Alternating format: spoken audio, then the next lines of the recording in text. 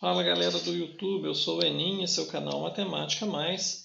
Na aula de hoje nós vamos resolver as atividades da quarta semana do PET volume 5 do oitavo ano de Matemática. Então, como sempre, eu te peço, dê seu like aí, se inscreva no canal se ainda não for inscrito, compartilhe esse vídeo e ative o sininho aí para ficar por dentro das novidades do canal, tudo bem?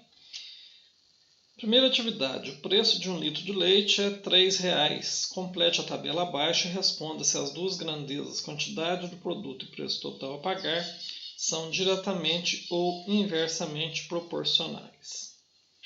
Então, nós temos aqui a tabela, quantidade de litro, preço total a pagar. Por 1 litro eu pagaria R$ 3,00. Por 2 litros, R$ 6,00. Por 3 litros, R$ 9,00. 4 litros, R$ 12,00. 5 litros, R$ 15,00. 6 litros, R$ 18,00. 12 litros, R$ 36,00. E 24 litros, R$ 72,00. Quando as grandezas são diretamente proporcionais, a razão é constante, né? Então, aqui, a razão dessa tabela aqui, ela é sempre constante, razão de 1 para 3, né? São frações equivalentes aqui, ou razões equivalentes, sempre na razão de 1 para 3. Para cada litro de leite, R$ 3,00. 24 litros, 24 vezes 3, R$ 72,00. Então, quando isso acontece, quando uma razão aumenta em função da outra grandeza, né? Quando a grandeza aumenta em função da outra grandeza, nós dizemos que as grandezas são diretamente proporcionais, né? À medida que uma sobe, a outra também sobe. Sempre, né, nesse caso aqui, na razão de 1 para 3. A tabela abaixo relaciona duas grandezas inversamente proporcionais, velocidade média e tempo, para uma distância percorrida de 600 km. De acordo com a cinemática e a física, a fórmula da velocidade v é igual à distância d percorrida dividida pelo tempo t gasto. No caso acima, o produto da velocidade pelo tempo em todas as colunas resulta sempre no mesmo valor 600, que corresponde à distância percorrida, que é de 600 km. Na matemática, você pode calcular o tempo t dividindo a distância percorrida pela velocidade. Há uma fórmula que relaciona a velocidade v, distância percorrida d e tempo gasto, permitindo expressar uma dessas grandezas em função da outra. Então aqui, se eu tenho, eu preciso da velocidade em função da distância e do tempo, né? A fórmula que a gente usa velocidade é igual à distância percorrida dividido pelo tempo gasto. Se eu fizer uma barganha aqui, né? Se eu colocar em função da distância, a distância será igual à velocidade média vezes o tempo gasto. E se eu colocar em função do tempo, o tempo será igual à distância percorrida dividido pela velocidade média. Agora é com você. Complete o tempo em horas na tabela acima e responda se as duas grandezas, velocidade e tempo, são diretamente ou inversamente proporcionais. Então aqui nós vamos completar a tabela, né? Para percorrer 600 km a uma velocidade média de 20 km por hora, gasta-se 30 horas. Se eu aumentar essa velocidade para 30 km por hora, eu vou gastar 20 horas. E se aumentar para 40, gasta 15 horas. Se aumentar a velocidade para 60, gasta 10 horas. Se aumentar a velocidade para 80, gasta 7 horas e meia. Se aumentar para 100, 6 horas. Se aumentar para 120, 5 horas. E para 150, gasta 4 horas. Então, nós percebemos aqui que à medida que aumenta a velocidade média, diminui o tempo gasto para percorrer a distância. Então, à medida que essa grandeza cresce, a grandeza velocidade cresce, a grandeza tempo diminui. Então, são grandezas inversamente proporcionais. Escreva a expressão algébrica que representa a situação descrita a seguir, empregando a letra P para representar o preço de 1 litro de leite. Seguinte, comprei 4 litros de leite, paguei com uma nota de R$20 e recebi R$4 de troco. Encontre o preço do litro de leite e responda as perguntas abaixo. Então, se eu comprei 4 litros de leite, né, o problema não nos deu o preço, 4 litros de leite mais o troco foi igual a R$20, não é isso? 4P mais os R$4 que eu recebi de troco é igual ao total que eu paguei de R$20. Então, eu vou descobrir o valor desse P aqui, né? Vou desenvolver essa expressão para descobrir o valor pago. Para descobrir o preço, né? O valor pago por 1 litro de leite. Então, desenvolvendo aqui, eu fico com 4P, deixo ele sozinho no primeiro membro, igual a 20, o 4 passa para cá negativo, né? Mudo de membro. 4P igual a 20 menos 4, 4P igual a 16, e P.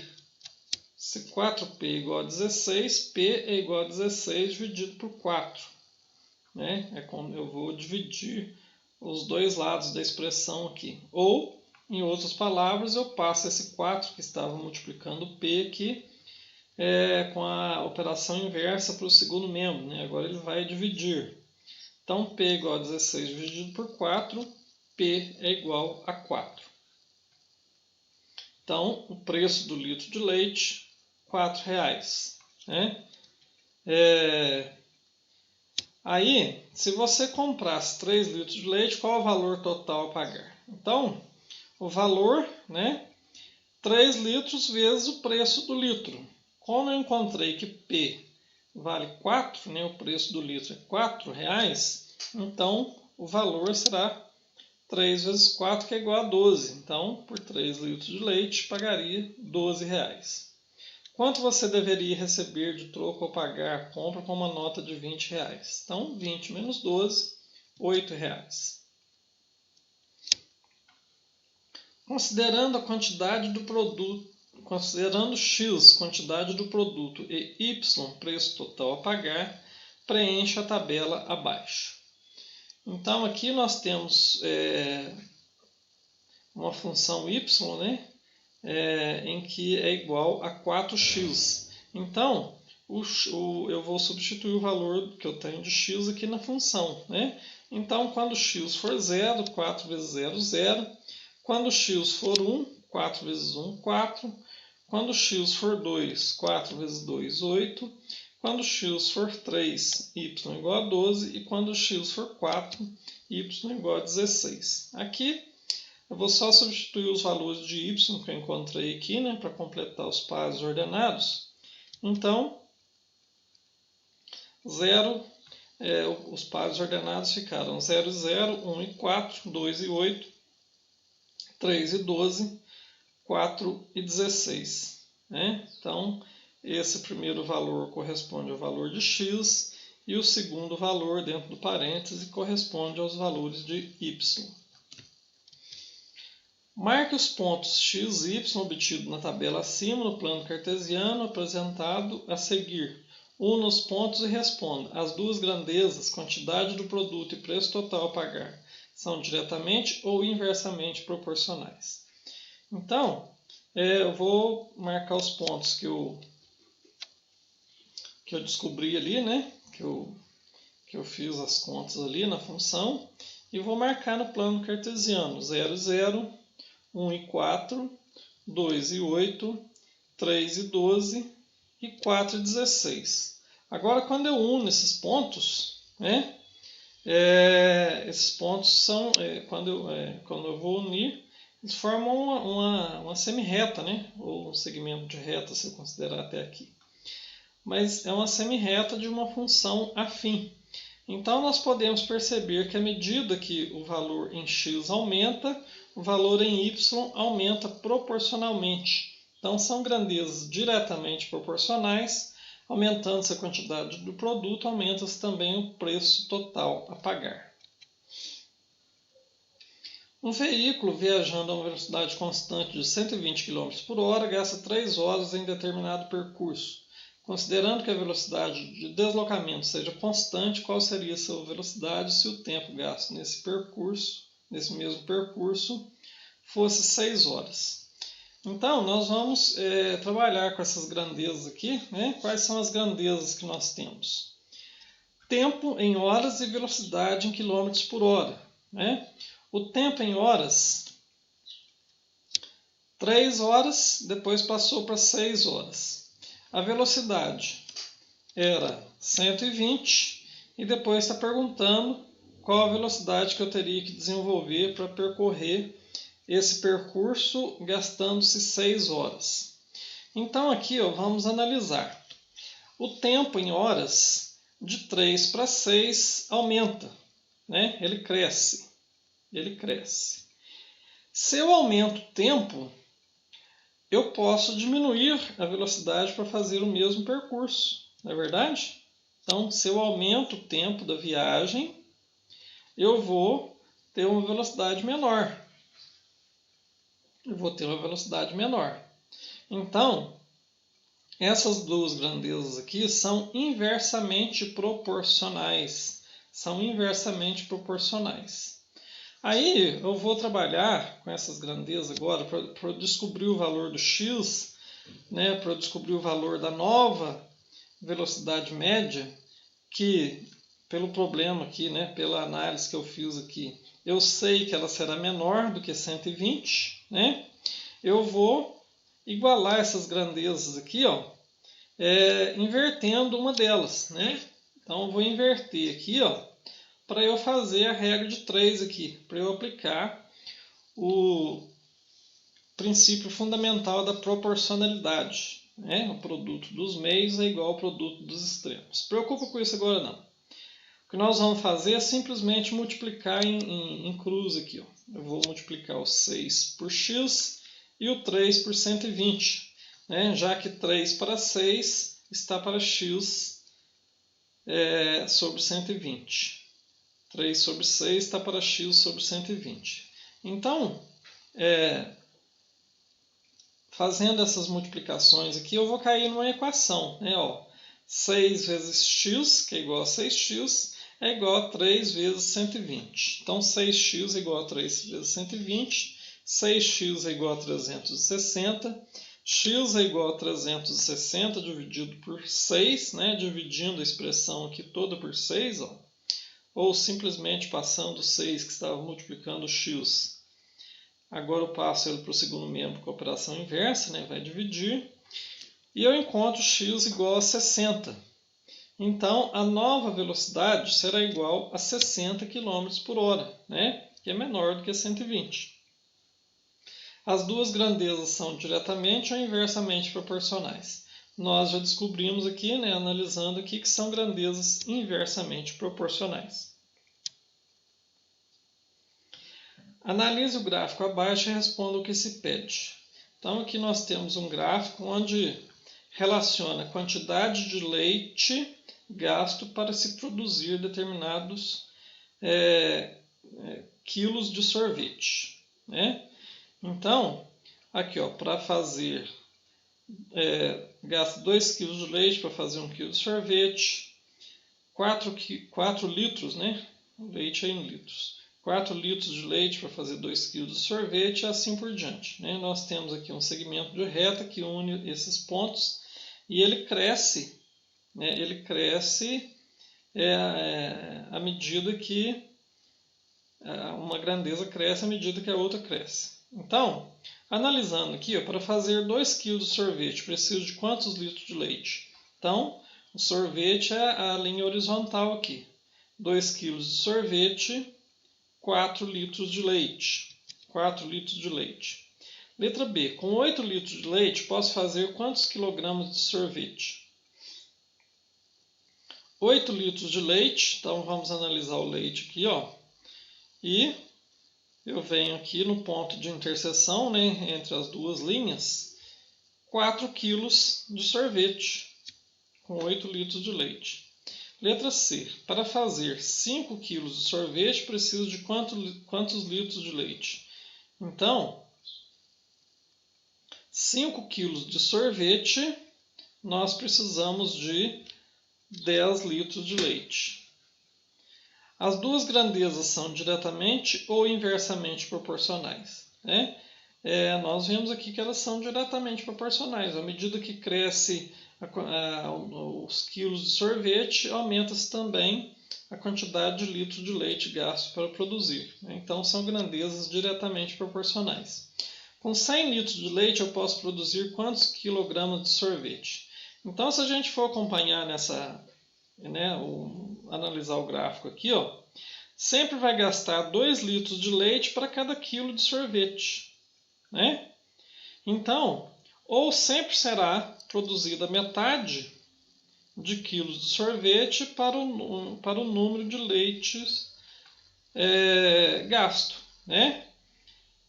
Se eu não quiser analisar dessa forma, eu posso analisar as grandezas aqui, leite em litros e sorvete em quilos. Aí eu pego qualquer ponto aqui como referência, né? Eu vou pegar esse primeiro aqui, gasta 2 litros de leite e para produzir e com 100 litros de leite, quantos quilos de sorvete eu vou fazer? Então, 2 litros de leite, 1 kg de sorvete. 100 litros de leite, X quilos de sorvete. Aí, como são grandezas diretamente proporcionais, eu vou multiplicar aqui, né, em cruz aqui, e vou ficar com 2x igual a 100. 100 vezes 1, 100. Né? X será igual a 100 dividido por 2, que é igual a 50. Então, 50 kg de sorvete. Se a gente for analisar aqui, né, o quilo de sorvete vai ser sempre a metade dos litros de leite. Então, 100 metade de 50. 50 quilos de sorvete com 100 litros de leite. Leia com atenção a receita a seguir e responda as questões abaixo. Receita de bolo da Lili. Um bolo para 5 pessoas.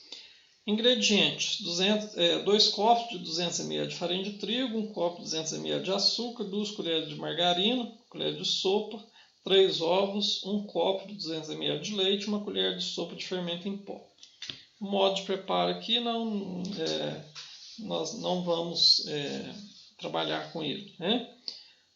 Só com as razões aqui. Para se fazer 2 bolos utilizando essa receita, precisa de quantos copos de farinha de trigo?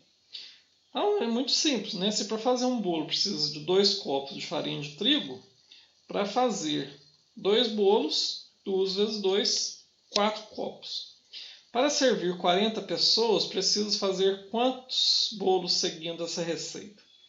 Gente, um bolo serve 5 pessoas. Então, se eu tenho 40 pessoas para servir, eu vou dividir por 5, né, que é a quantidade de pessoas que eu consigo servir com um bolo. 40 dividido por 5, então 8 pessoas. Eu vou gastar 8 bolos para servir 40 pessoas. Mamãe fez a receita do bolo para servir de lanche aos meus colegas. Ela usou 1 dúzia de ovos. Quantos bolos ela fez? Então aqui, preciso de 3 ovos para fazer um bolo. Se ela usou 1 dúzia de ovos, 1 dúzia 12. Né? Então 12 dividido por 3, que gasta em cada receita, ela fez 4 bolos. 4 bolos. Quantas pessoas podem ser servidas com os bolos feitos pela minha mãe? Se um bolo serve 5 pessoas, 4 bolos, 4 vezes 5, 20 pessoas. Né? Então, 20 pessoas podem comer o bolo tranquilamente. Dispondo de todos os demais ingredientes em quantidade suficiente, com 1 litro de leite eu posso fazer quantos bolos? Então, vamos ver o leite aqui. Para fazer um bolo, gasta 1 copo de leite, 200 ml. E 1 litro de leite é igual a 1000 ml. Né? 1 litro é igual a 1000 ml. Então, se eu tenho 1000 ml e gasta 200 para fazer um bolo, então 1000 dividido por 200 é igual a 5. Né? Então, ela fez 5 bolos, consegue fazer 5 bolos com 1 litro de leite. Certo, pessoal? Muito obrigado pela sua preferência, pela sua paciência. E vamos aí, né, continuar resolvendo as atividades do PET, que venham mais PETs pela frente aí, para a gente ir aprendendo e aprimorando nossos conhecimentos, certo?